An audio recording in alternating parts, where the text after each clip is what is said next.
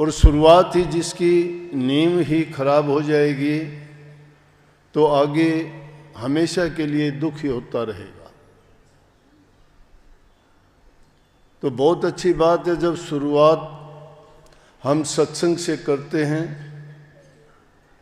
सत्संग का मतलब है प्रभु के नाम का गुणगान। आदि अंत मध्य में सब है ही प्रभु, जब दूसरी चीज है ही नहीं। चाहिए तो हमें उसको हमेशा याद रखना, लेकिन फिर भी इस माया देश में ये जीव भटका हुआ है, भूला हुआ है, संसारी कामों में अपने आप को इतना व्यस्त कर लेता है कि प्रभु के नाम को, उसकी भक्ति को, उसके गुणगान को अनदेखा ही कर देता है। इसीलिए मालिक ने ये इंतज़ाम किया कि उनको जगाने के लिए, भ्रमों से निकालने के लिए संतों को भेजा गया ताकि उनको जगाएं, उस भूली हुई चीज़ को याद दिलाएं कि किस लिए इंसान का चोला मिला था।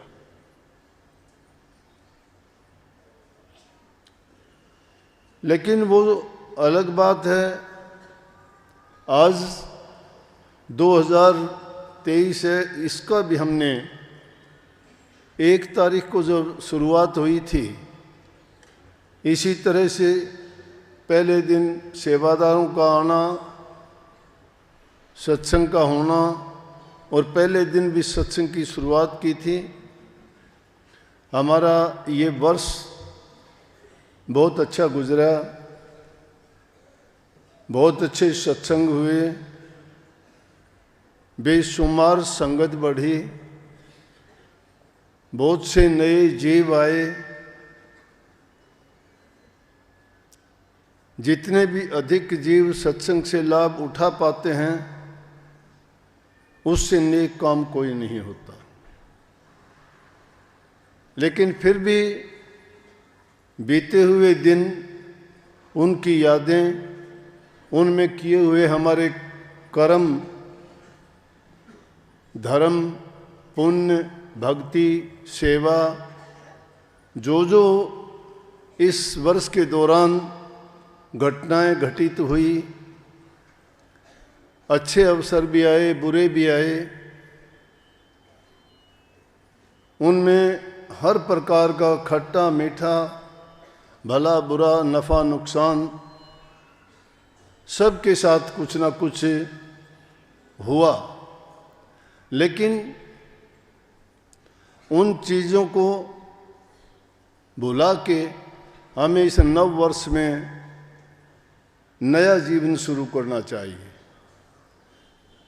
कल आज की ये बातें, इस साल की बातें, अब ये इतिहास बन जाएगा। अब इसकी गिनती भूतकाल में होगी। लेकिन उसमें जो घटनाएं हुई, उन घटनाओं से हमें शिक्षा लेनी चाहिए कि कौन सी हमारे से त्रुटियां हुई, क्या कुछ हम अच्छा क्यों नहीं कर पाए। अरे हर आदमी कोई व्यवसाय करने वाला है, कोई व्यापारी आदमी है, कोई दुकानदार आदमी है, सब के सब साल के अंत में अपना लेखा जोखा सब देखते हैं, पूरा करते हैं।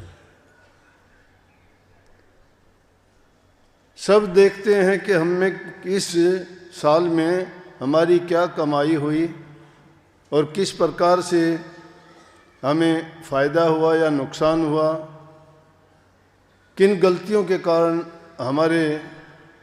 हमें हानि उठानी पड़ी।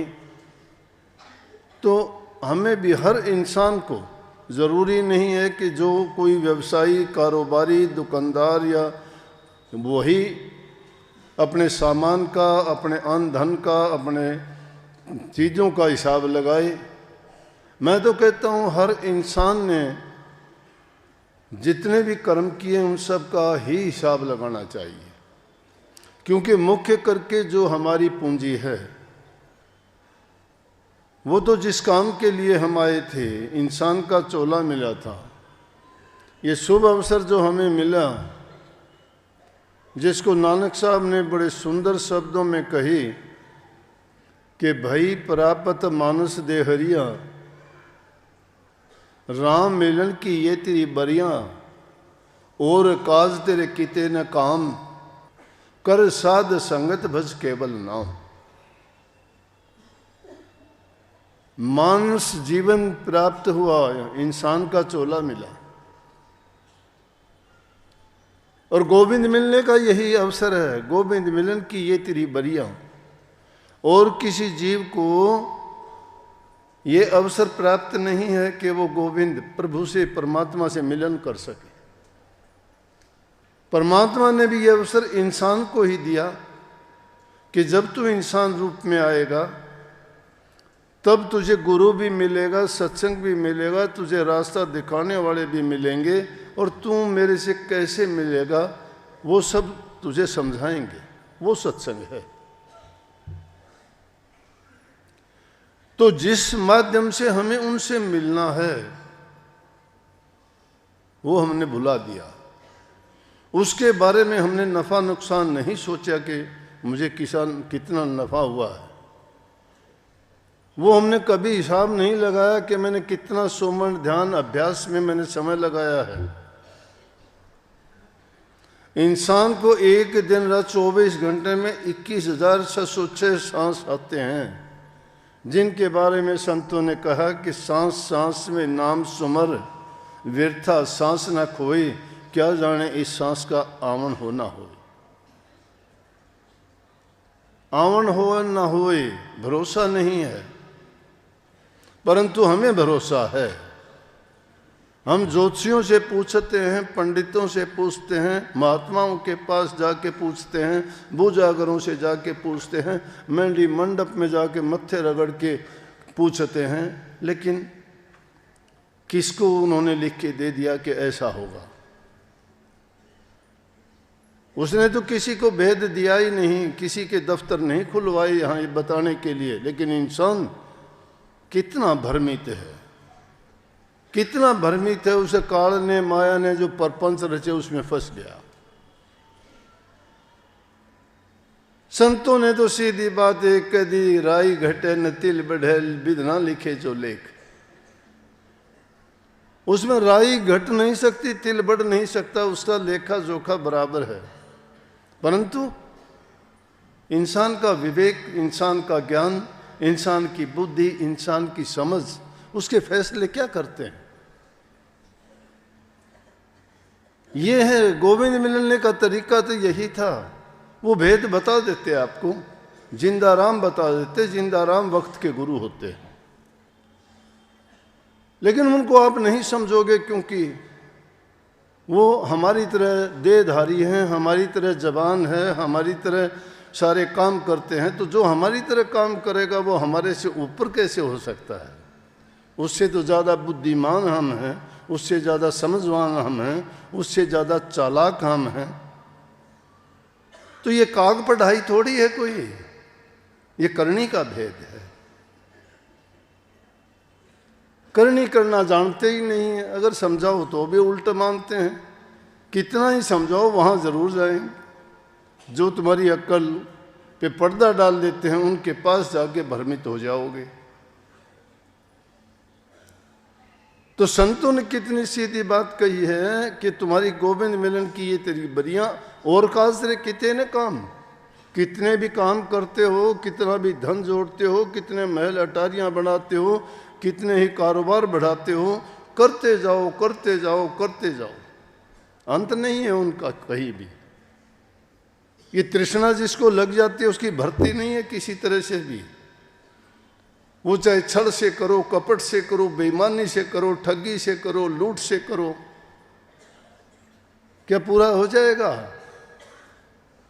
ये पता ही नहीं चलेगा कब जाना होगा। उस अंत सांस का पता नहीं लगता। लेकिन हम तो सोचते हैं कि शायद हम ही रहेंगे, हम ही जिएंगे, हम ही करेंगे। नहीं, भरोसा नहीं है, पल का भरोसा नहीं है। हम तो बहुत आगे की सोचते हैं। आंख फड़कनी ना मेरे रे मुख में रह गिरा, लख लानत सुथरा जिस पल दिख रहे गिरा। आंख फड़कने का भी टाइम नहीं मिलेगा।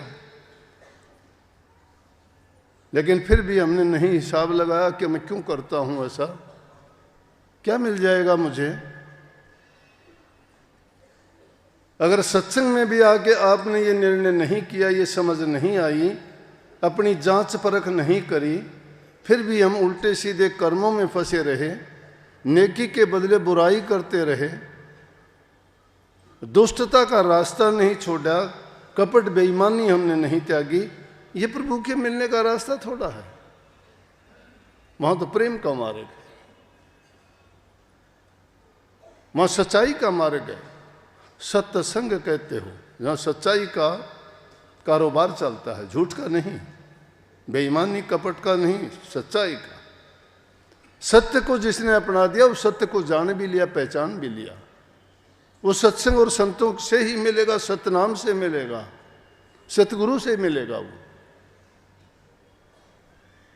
तो उस बारे में कभी हमने फैसला नहीं किया, कभी नहीं जांचा कि मैंने जो बीता हुआ साल है इसमें क्या किया।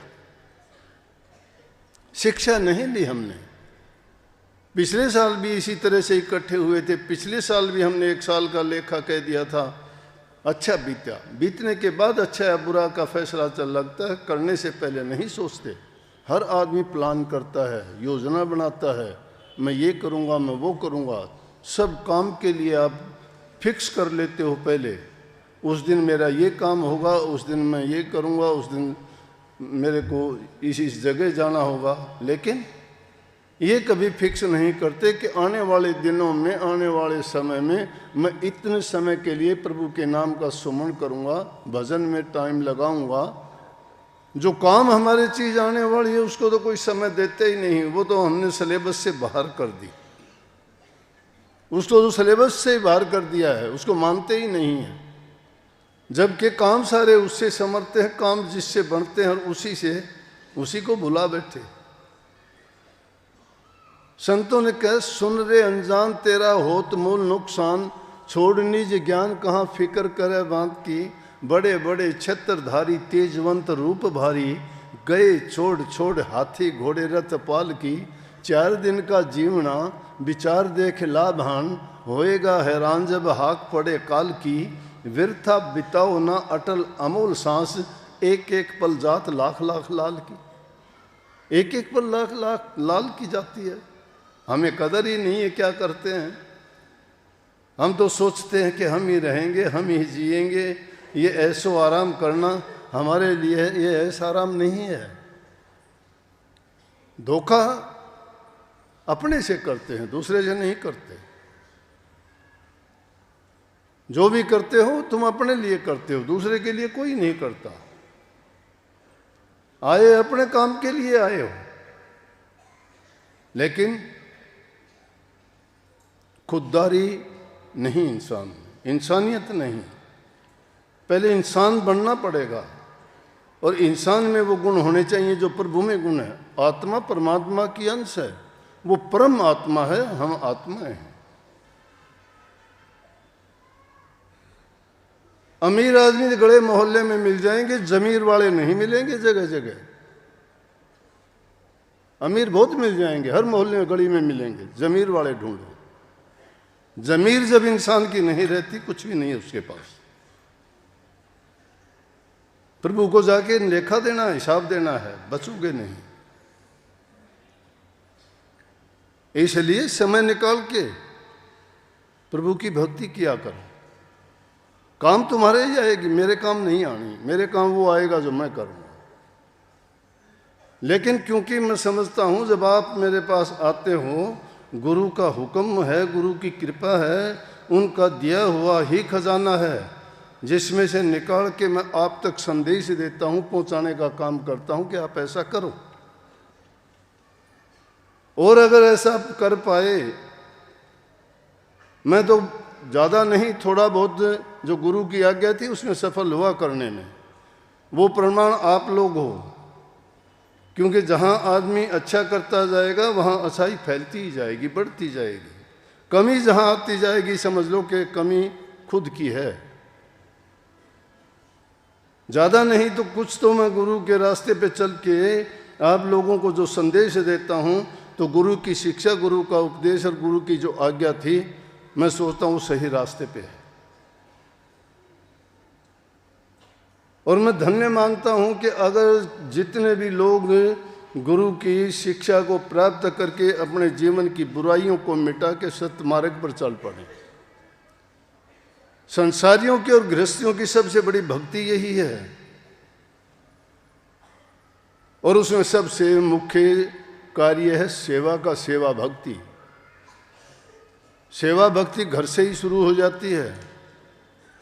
मातृ भक्ति, पितृ भक्ति, सेवा भक्ति, वो किसी की भी करो, गरीब की, भूखे की, जरूरतमंद की। लेकिन यहाँ जो सेवा की जाती है वो प्रभु की सेवा मानी जाती है। संगत की सेवा मालिक की सेवा। वो जो सेवाएं करते हो उनके अंदर शायद तुम्हारा कोई ना कोई स्वार्थ छिपा रहता है, किसी न किसी मतलब से ही सेवा करते हो। नहीं तो शब्द मैंने लिखा था जो अभी सुना, सतगुरु दिया बता जगत में कोई नहीं अपना।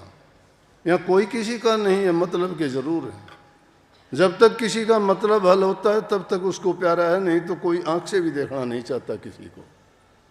जरूरत होती है तो आदमी सब कुछ मानता है कि मेरा सब कुछ तू है, मेरा कुछ नहीं, दुनिया कुछ नहीं, मेरा आप ही हो, बस आपसे ही मेरा जीवन चला है, आपसे ही सब कुछ बना है, कहने को कहते हैं। लेकिन ना बाप किसी का, ना बेटा किसी का, ना माँ किसी की, ना बहन किसी का। सबका मतलब एक ही है, स्वार्थ, मतलब, लालच, और वो इंसान को गिराता है।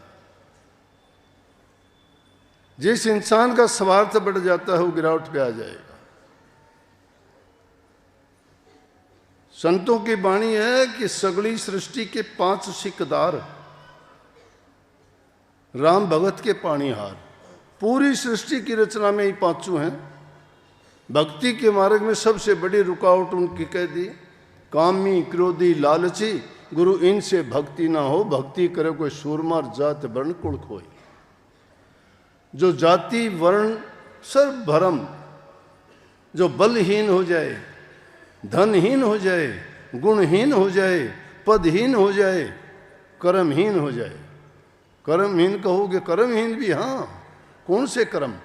गंदे कर्म, पाप कर्म, दुष्कर्म, उनसे हीन हो जाए तभी जाके वो कामयाब हो सकता है। लेकिन जब तक इनमें विचरता है, इनकी चाह बनी रहती है, तब तक बड़ा कठिन है, बड़ा मुश्किल है।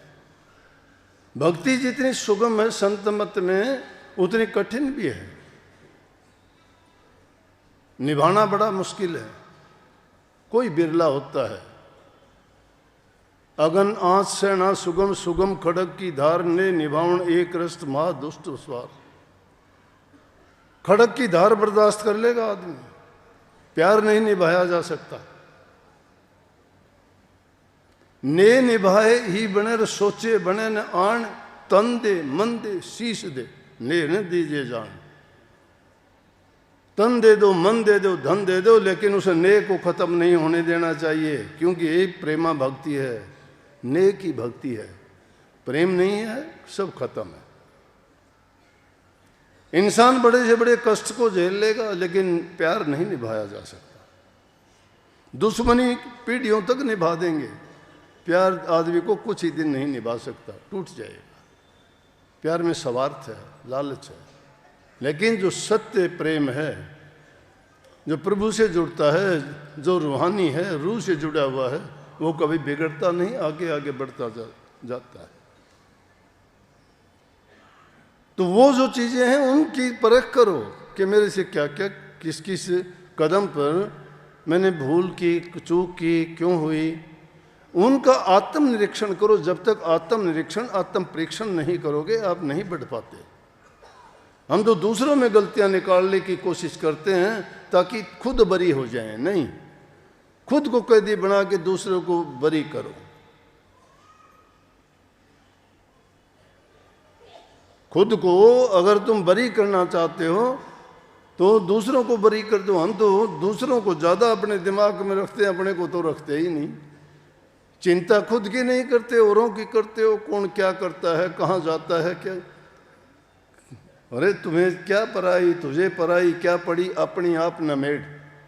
इसलिए उसे बुझते हुए कल की बात जो आज ये जा रहा है, इसके बारे में ये सोचो, बीती ताई बिसार देर आगे की सुध ले। जो बीत चुकी है वो वापस नहीं आएगी, बीती हुई से शिक्षा ले। सोचो कि मैंने जीवन में क्या किया। वो तो जन्म से लेकर आज तक करते आए हो, करते जाओगे। वो तो पशु पक्षी जीव जंतु सभी करते हैं। उनसे अलग हमारे पास करने के लिए क्या था? भक्ति, प्रभु की याद, उनका चिंतन, उनका सुमरण। कभी करते हैं क्या?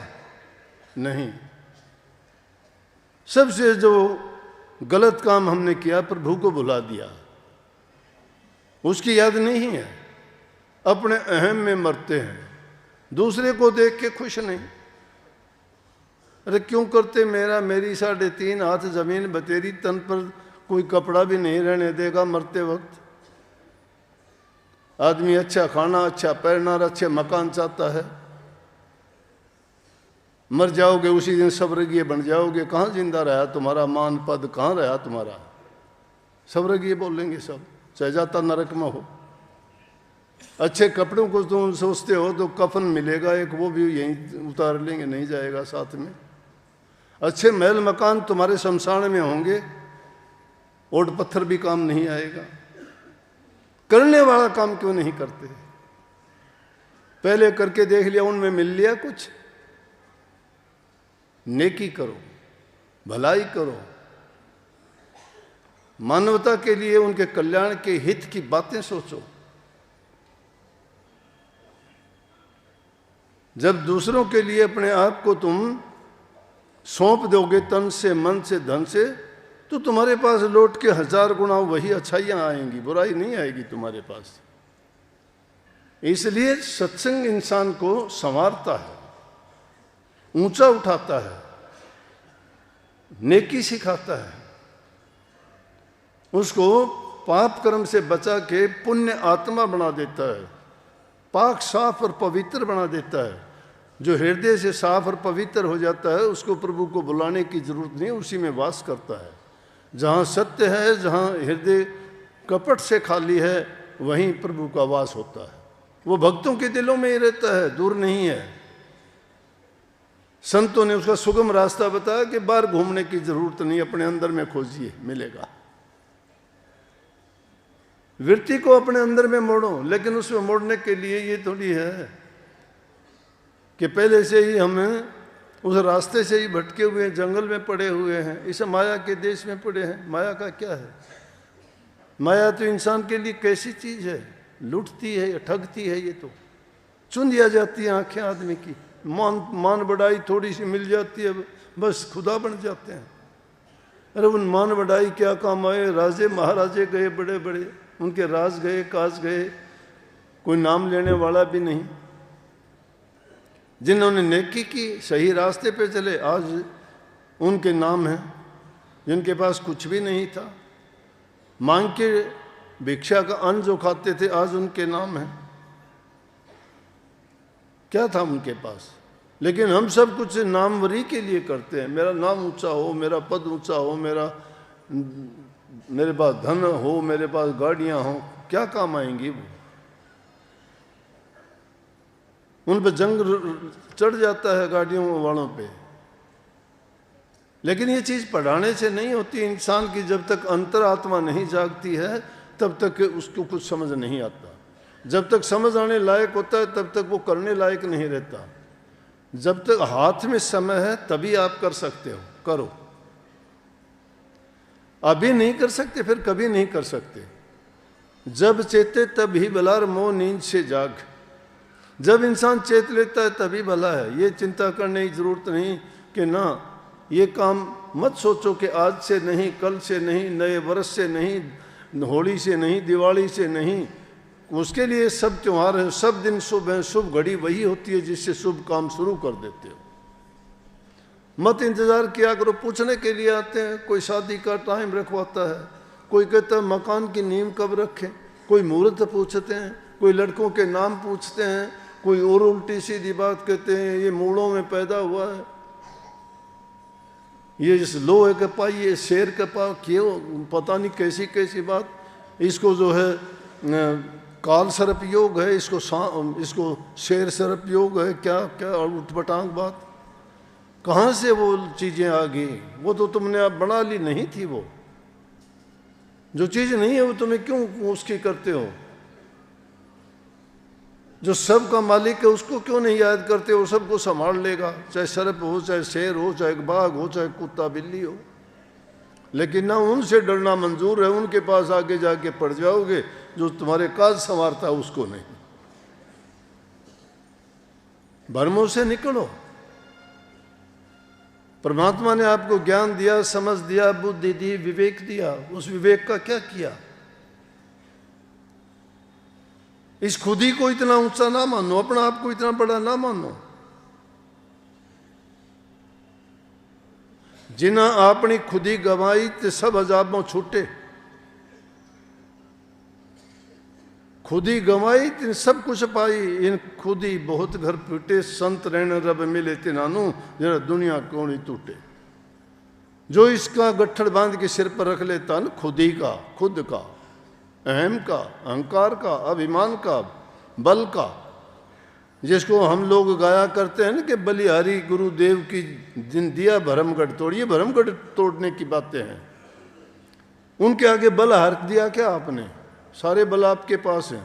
बुद्धि बल आपके पास है, धन बल आपके पास है, मन बल आपके पास है, शरीर बल आपके पास है, वंश बल आपके पास है, जाति बल आपके पास है। कौन सा बल त्याग दिया? कौन सा बल छोड़ दिया? कहाँ बल हारे गुरु के आगे? गुरु के आगे अगर बल हार जाते तो सारे काम सीधे हो जाते, हारते नहीं हो। गुरु को तो सिखाना चाहते हो। क्यों कही कि गुरु गूंगा गुरु बावला और गुरु देवन का देव? गुरु गूंगा बावला कैसे है? गुरु गूंगा बावला नहीं होता, गुरु बुद्धिमान होता है। अननेसेसरी, अनावश्यक, जिन महत्वहीन बातों की ओर गौर नहीं करते वो गूंगा है। जानते हुए अनजान बन जाता है वो बावला है। समझते हुए भी ना समझ जो बन जाता है वो बावला है। क्योंकि उन चीज़ों से सरोकार क्या उसका? उसको जिस चीज़ की ज़रूरत है वो उसको पूजता है, उसको मानता है, उसको रात दिन जपता है, उसी को जपवाने की कोशिश करता है। आप जपे औरों को जपावे, नानक निश्चय मुक्ति पावे। ये नाम की महिमा है। जो आप भी जपता है और औरों को भी जपाने के लिए मजबूर करता है, वो निश्चय रूप से मुक्ति पाते हैं। और नाम की कितनी ताकत है, उसी को हम जपने के लिए कहते, वो आप जपते नहीं। नाम की ताकत देखना चाहते हो तो नाम की ताकत एक पल में बता दूं। जिस नीच को कोई न जाने, नाम जपत सहु कूट पिछाना है। जिस नीच को कोई नहीं जानता था, नाम जपने के कारण चारों कूट में जानते हैं। किसने जना दिया? गुरु का ये ज्ञान है। वो गुरु के नाम को अगर तुम जपोगे, चारों कूट में जाने जाओगे। मालिक के दरबार में तुम्हारी घंटियां बजेंगी कि आ गया एक जीव और बना लिया जीवन उसने सफल। लेकिन हम कहाँ समझते हैं इन बातों को? हमें तो खाने के लिए हम डूबते हैं, पहनने के लिए हम डूबते हैं, मान बढ़ाई के लिए हम फिसल जाते हैं, कदम कदम पर झूठ कपट का खेल खेलते हैं। क्या मिलेगा? भक्ति के मार्ग में बहुत बड़ी बाधाएं हैं, रुकावट है। पहले अपने आप को स्वच्छ कीजिए, पवित्र कीजिए, बुराइयों को त्यागिए। जब कहीं जाके आप नाम जपने के योग्य बनोगे, उसमें बहुत टाइम लगेगा। बहुत दुश्मनों से लड़ाई करनी पड़ेगी तुम्हें, बाहर के दुश्मन भी, अंदर के दुश्मन भी। बड़ा संघर्ष है। रात दिन का चैन चला जाएगी, रात की नींद जाएगी, भूख प्यास बंद हो जाएगी। लोग हंसी मजाक करेंगे, मन में आएगा कुछ, कोई का कुछ बोल देगा। जब जिस इंसान की कोई औकात नहीं, वो भी पता नहीं क्या कह देगा, और तुम्हें हंस के ही टालना पड़ेगा। वही शिक्षा और उपदेश देंगे तुम्हें। कोई भी धमकी दे देगा, क्यों? वो गरीब हैं। संतों ने गरीबी, दीनता, अधीनता प्रचार किया है। जिन्होंने सब कुछ हार दिया वो किसको क्या कहेंगे? और मूर्ख समझेगा कि हाँ ये हमारे से दीनहीन है, इसकी ताकत नहीं, ये बोल नहीं सकता, ये कह नहीं सकता, इसमें कमी है। बुल्ले शाह ने क्या कहा? बुल्ले आशिक रबदा मलामत होवे लाख, दुनिया काफिर काफिर आखिर तू आहो भाग। कि जब खुदा के आशिक हो गए, दुनिया तुम्हें काफिर कहती है तो कहो उसको, खुश होके कहो, हाँ मैं काफिर हूँ, हाँ मैं चोर हूँ, हाँ मैं झूठा हूँ, हाँ मैं कपटी हूँ। कहो, तुम जो हो तुम जानते हो, तुम्हारा सतगुरु जानता है तुम क्या हो। इसलिए इन बातों को छोड़ के, नीचता तो आदमी कभी भी कर लेगा, नीच कर्म तो कभी भी करो, लेकिन वो कितने दिन चलेगी? सच्चाई को निभाना बड़ा कठिन है, बड़ा मुश्किल है। परंतु मुश्किल इंसान के लिए नहीं है। इंसान में वही शक्ति है जो प्रभु में है, परमात्मा में है। वो शक्ति दी है, वो शक्ति का प्रयोग करना आना चाहिए।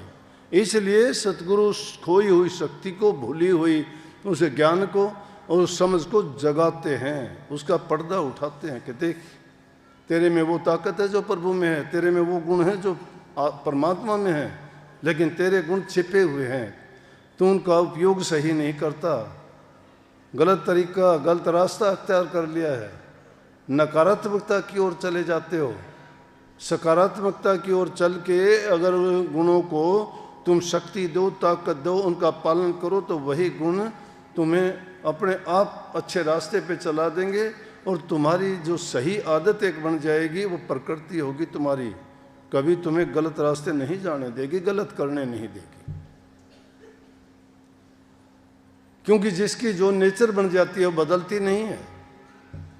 काग को पिंजरे में रोक के तुम वेद पढ़ा लो, सीख जाएगा, कठिन काम नहीं है, लेकिन छोड़ोगे तो सोच कहाँ मारेगा जाके। सांप को पिटारे में रोक के कितना ही दूध पिला लेना, बाहर निकलोगे तो जहर ही बनेगा, उसके अंदर डंकी चलाएगा। गधे को चाहे तुम पौड़ में रोक के हरी हरी घास चरा देना, चाहे उसको मखमली वस्त्र पहना देना, बाहर निकलते कुर्डी पे लोट लगाएगा।